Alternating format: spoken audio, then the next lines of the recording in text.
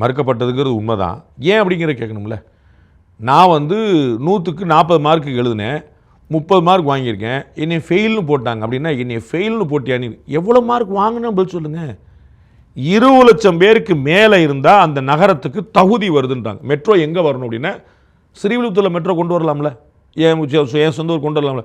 ஸ்ரீவில்லிபுத்தூரில் மெட்ரோக்கான தேவை இல்லைன்னு, ஏன் பாப்புலேஷனே 2 லட்சம் பேர் அப்படின்னு உங்களுக்கு புரியுங்களா. அப்போ பாப்புலேஷன் 20 லட்சம் பேருக்கு எந்த மேலே எந்த நகரத்தில் இருக்குதோ அங்கே இந்த மெட்ரோன்னு ஐடியா வச்சுருக்காங்க.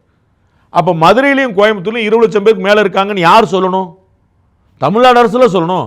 தமிழ்நாடு அரசு சொன்ன லிஸ்ட்டில் கொடுத்த லிஸ்ட்டில் 20 லட்சம் பேர் கொடுக்கல, இவர்கள் கொடுக்கல. 2011 சென்சஸ் படி நம்பர் கொடுத்து முடிச்சிட்டாங்க. அப்போ 2011 படி இவ்வளவு, இன்னைக்கு பார்த்தீங்கன்னா ஆல்மோஸ்ட் இவ்வளோ இருக்கும்.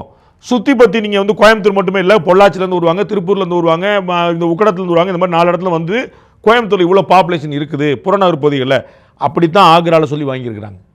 ஆக்ராவில் இவ்வளோ பாப்புலேஷன் இருக்குது, வெளியிலேருந்து இவ்வளோ பாப்புலேஷன் வருவாங்க, அப்போ 20 லட்சம் பேர் நீ கருதலாம் சொல்கிறாங்க. அப்ளிகேஷன் வாங்கிட்டாங்க.